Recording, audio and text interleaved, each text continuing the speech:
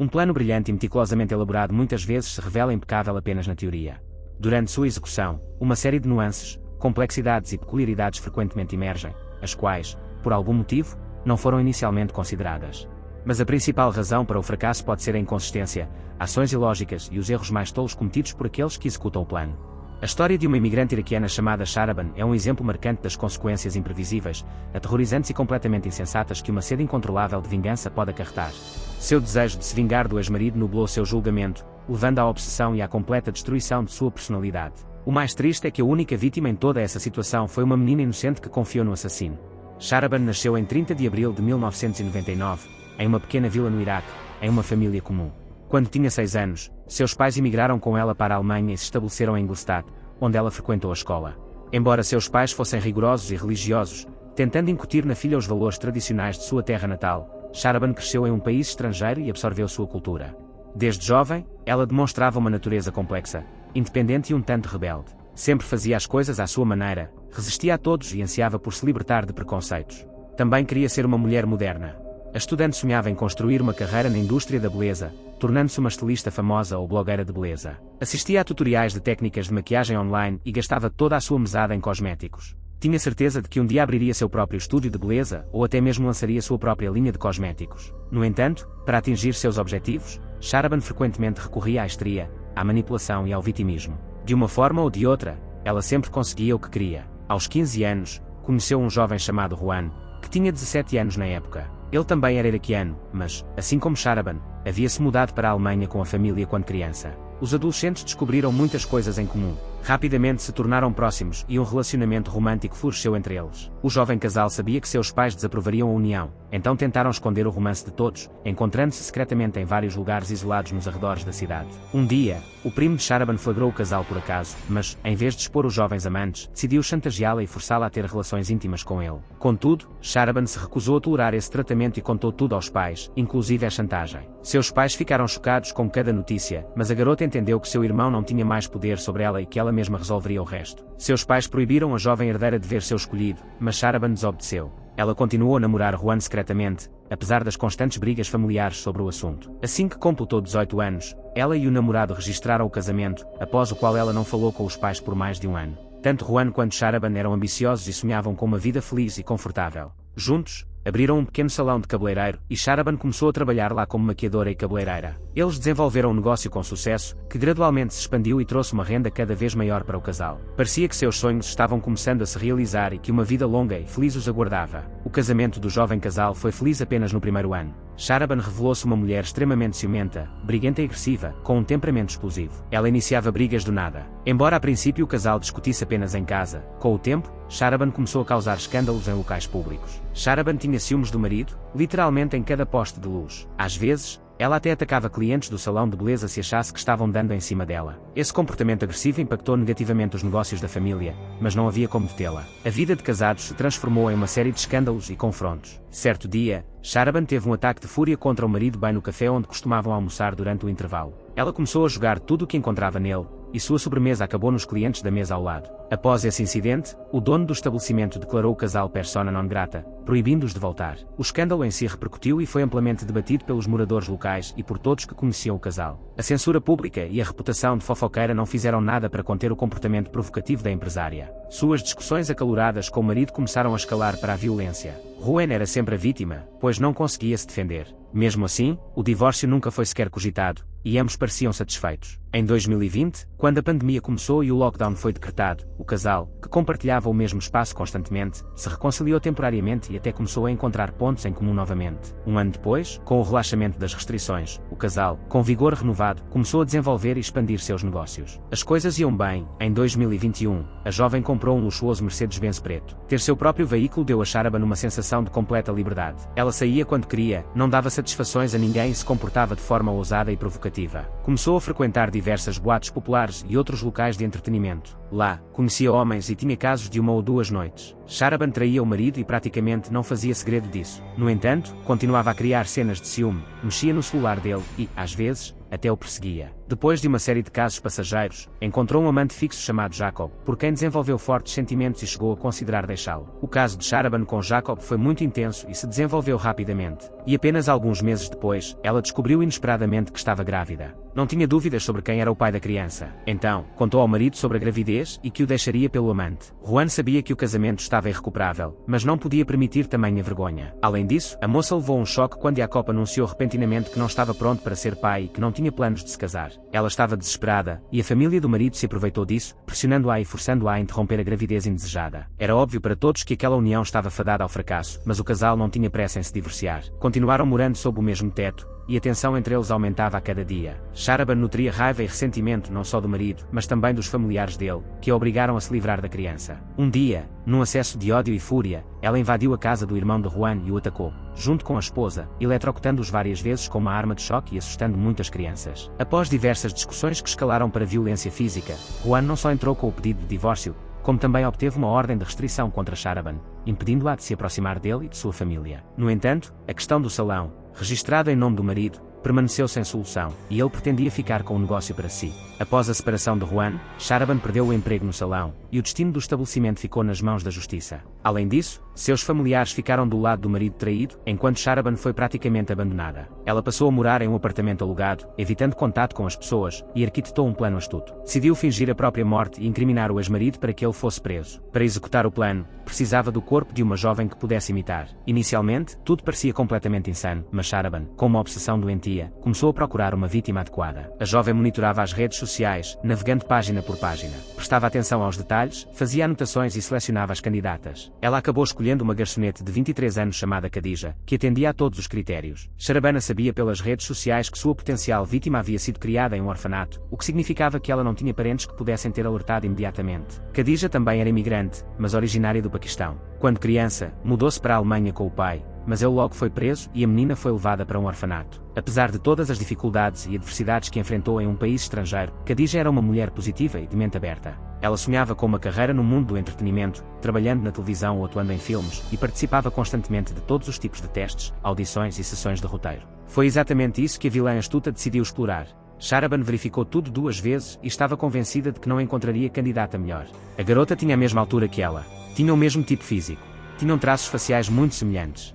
Até o estilo de se vestir era o mesmo. Na vida real, poderiam facilmente passar por irmãs. Em abril de 2022, Sharaban criou um perfil falso em uma plataforma popular de mídia social, fingindo ser uma agente de talentos. Ela o criou de forma convincente, ganhou seguidores e postava regularmente sobre audições e outros eventos. Tudo parecia muito realista. E já em meados de junho, a garota enviou uma mensagem para sua vítima, fingindo ser a diretora de elenco de um famoso rapper alemão. Sharaban informou Khadija que ela havia sido selecionada para o videoclipe do artista e a convidou para uma audição. A garota ficou radiante. Ela aceitou imediatamente e já se imaginava uma verdadeira estrela. Ela era fã do artista e decidiu escrever para ele pessoalmente para agradecê-lo e esclarecer alguns detalhes. Mas então descobriu que não havia filmagens planejadas para o futuro próximo e que nenhum ator estava sendo escalado. Khadija percebeu imediatamente que alguém estava tentando aplicar um golpe nela, mas não conseguia descobrir quem era o golpista nem porquê. Ela bloqueou a conta do golpista e Sharaban precisou urgentemente bolar um novo plano plausível que funcionasse 100%. Levou mais 2 meses para conseguir. Dessa vez, ela criou uma página disfarçada de um novo salão de beleza. Sharaban contatou sua vítima novamente, convidando-a para tratamentos de beleza gratuitos como parte de uma promoção para divulgar o salão. Tudo o que ela precisava fazer era concordar em enviar fotos e vídeos de sua maquiagem e cuidados com o cabelo. A garota, sem suspeitar de nada, concordou. No entanto, o estabelecimento ficava do outro lado da cidade, tornando extremamente inconveniente para ela chegar lá. Mesmo assim, a suposta dona do salão prometeu buscá-la pessoalmente em casa e levá-la de volta. Enquanto isso, a golpista tomava cuidado para não deixar escapar nenhum detalhe e garantir que tudo corresse conforme o planejado. Ela observava atentamente a vítima e fez um corte de cabelo idêntico ao dela, ajustando até mesmo a cor para que os penteados ficassem iguais. A criminosa também se certificou de que seu plano daria certo e que os pais identificariam o corpo como sendo o dela. Ela se mudou para a casa deles um mês antes, depois de pedir perdão. Os pais, é claro, perdoaram a filha e a receberam de volta. Seriam eles, de acordo com o plano da golpista, que encontrariam o corpo. A garota combinou de se encontrar com a vítima no final da tarde de 16 de agosto. Ela pediu que a vítima usasse um vestido azul escuro que tinha visto em uma foto nas redes sociais. Sharaban havia comprado o mesmo vestido com antecedência e o usou naquele dia, aparecendo com ele várias vezes para seus pais para que eles se lembrassem do que ela estava vestindo. A agressora disse à família que iria se encontrar com o ex-marido para discutir a divisão da empresa extrajudicialmente. Ela parecia preocupada, dizendo estar nervosa com a conversa iminente e com medo da reação de Juan. Prometeu voltar antes do anoitecer e pediu que lhe desejassem boa sorte. Depois de sair de casa, Sharaban pegou o carro e partiu. Por volta das 17 horas, quando sua mãe tentou contatá-la, o telefone estava desligado. Inicialmente, isso não preocupou a família, mas o tempo passou e ainda não havia notícias da filha. Quando escureceu completamente, os pais ficaram alarmados e decidiram procurar o carro por conta própria. Dirigiram-se para a casa do ex-genro, mas, ao se aproximarem, viram a Mercedes-Benz preta da filha abandonada à beira da estrada. Tinham certeza de que ela jamais teria deixado o carro daquela forma, o que significava que algo havia acontecido. Os vidros do carro eram escuros, impossibilitando a visão do interior no escuro. Mesmo assim, os pais avistaram uma silhueta no banco de trás através do para-brisa e tentaram abrir o carro, sem sucesso. Ligaram então para a polícia, registraram a ocorrência e chamaram uma ambulância. Os policiais que chegaram arrombaram o carro e encontraram o corpo sem vida de uma jovem e uma poça de sangue no banco de trás. Peritos forenses contabilizaram mais de 50 facadas, a maioria delas infligidas deliberadamente no rosto, pescoço e peito. Quem fez isso claramente não queria dar à infeliz mulher a menor chance de sobreviver. Apesar do rosto da vítima estar irreconhecível, os pais enlutados identificaram imediatamente a falecida como sua filha. Ela vestia o mesmo vestido que usava quando saiu de casa. Sua bolsa com documentos estava por perto, e ela usava sua pulseira. A notícia do brutal assassinato da motorista de ônibus se espalhou pela cidade quase instantaneamente, principalmente porque seu corpo foi encontrado na área onde ela morava com o marido.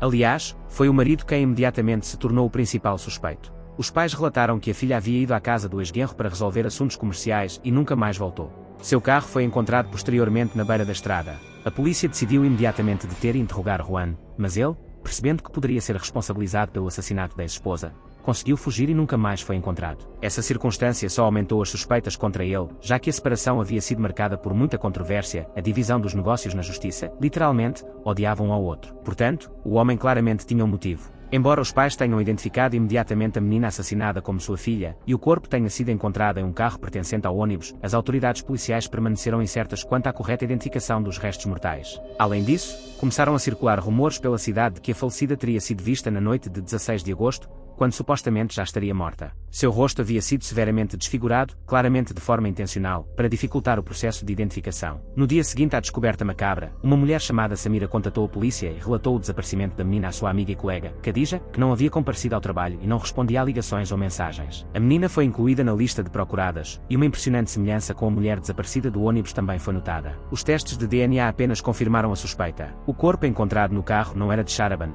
mas sim da garçonete desaparecida chamada Khadija. Além disso, surgiram informações de que, algumas semanas antes, alguém havia procurado online por um assassino de aluguel, oferecendo 30 mil euros para atacar a garota. Mais tarde, descobriu-se que Sharaban e seu novo namorado, Sheya, eram os que procuravam o assassino. Mas então mudaram de ideia, decidindo que poderiam resolver o problema sozinhos. Acreditavam ter elaborado um plano infalível, cujo principal objetivo era incriminar Juan e mandá-lo para a prisão. Mas a dupla de criminosos não havia pensado no que fazer a seguir. Todas as informações que haviam recebido não se encaixavam, mas não havia praticamente nenhuma dúvida de que Sharaban estava viva. Essa mulher, tendo decidido fingir a própria morte, ela nem se preocupou em se esconder por um tempo e continuou a viver sua vida normal em uma cidade onde todos a conheciam, junto com seu novo namorado e cúmplice. Sharaban foi presa 2 dias após o crime, quando parou em um café para comer algo. Vários clientes a reconheceram e alertaram a polícia. Após sua prisão, ela imediatamente revelou a localização de seu cúmplice. Depois de tentar transferir a culpa para ele, a dupla criminosa, que aparentemente havia planejado seu plano insidioso e cruel nos mínimos detalhes, não conseguiu explicar claramente como pretendia prosseguir. Se tudo tivesse dado certo e Sharaban tivesse sido oficialmente declarada morta e seu ex-marido tivesse sido preso, o que ela teria feito então? Ela teria permanecido na cidade onde todos a conheciam, e onde ela teria conseguido novos documentos. Também vale lembrar que sua história estava ganhando repercussão nacional, então ela não teria como se esconder em nenhum lugar na Alemanha, ou mesmo na Europa. Os amantes só tinham o dinheiro que Sharaban havia sacado de sua conta, e não era muito. Eles abandonaram o carro com o corpo para dar credibilidade ao plano. No entanto, após a morte dela, ela não teria direito a nenhuma parte dos negócios que administrava com Juan. O casal não havia considerado isso, nem a possibilidade de testes de DNA, registros dentários ou comparações de impressões digitais serem usados para identificar o corpo. Qualquer afeto entre Sharaban e o namorado desapareceu assim que o casal foi preso. Agora, cada um estava por conta própria, tentando transferir a maior parte da culpa para o outro. Shea alegou que sua namorada havia planejado, concebido e executado os crimes, e que ele apenas a ajudara a escapar. A garota, por outro lado, alegou que o rapaz havia decidido matar Khadija, enquanto ela havia mudado de ideia. Então, no horário combinado, um Mercedes-Benz preto impecável parou em frente à casa de Khadija. Ela se fez passar pela dona do salão, e Shea, por sua motorista particular. A futura vítima ficou confusa, e até mesmo agitada pelo fato de que ela e sua dona pareciam gêmeas e até se vestiam de forma igual. Mas ela rapidamente a tranquilizou, dizendo que era para fins publicitários. Quando as três entraram no carro, Sharaban fingiu que estavam atrasadas. Precisavam se apressar. A motorista as levou por um atalho através de um terreno baldio. Lá, pararam. Shea anunciou que um dos pneus havia furado e precisava ser trocado, e que todos teriam que sair do salão por um tempo. Mas assim que Khadija saiu do carro, o homem a atacou com uma faca, esfaqueando-a no peito, rosto e pescoço. Ele continuou a espancá-la até que seu rosto estivesse um verdadeiro massacre de sangue. Ele então colocou o corpo dela no banco de trás, trocou de roupa, vestindo peças limpas que havia preparado, e voltou para o volante. Os vidros do carro eram escuros, então o casal de criminosos não se preocupou muito em ser visto. Eles pararam perto da casa de Juan, abandonaram o carro no acostamento, no meio da rua, e simplesmente saíram, sem se importar em serem reconhecidos ou lembrados. Os amantes se hospedaram em um hotel em outra parte da cidade e continuaram suas vidas normalmente, aparecendo em locais públicos. Juan, que fugiu da cidade ao saber do crime, permaneceu desaparecido por mais de um ano enquanto a investigação prosseguia. Mais tarde, ele explicou que, embora soubesse que havia sido inocentado de todas as suspeitas, ainda assim optou por permanecer escondido, temendo que sua ex-esposa, mesmo atrás das grades, encontrasse uma maneira de se vingar dele. Vale ressaltar que seus temores não eram totalmente infundados, já que Sharaban e Shea de fato tentaram eliminar testemunhas indesejadas na prisão, contratando assassinos de aluguel por meio de outros detentos. No entanto, eles acabaram não tendo sucesso. No julgamento, os amantes jogaram a culpa um para o outro, mas nenhum dos dois se arrependeu ou demonstrou remorso por seus atos. Um homem chamado Alan testemunhou e admitiu ter respondido a um anúncio de um assassino de aluguel e oferecido seus serviços. Contudo, após aceitar um adiantamento de 5.000 euros, ele simplesmente fugiu. Aparentemente, foi depois disso que o casal decidiu fazer tudo sozinho.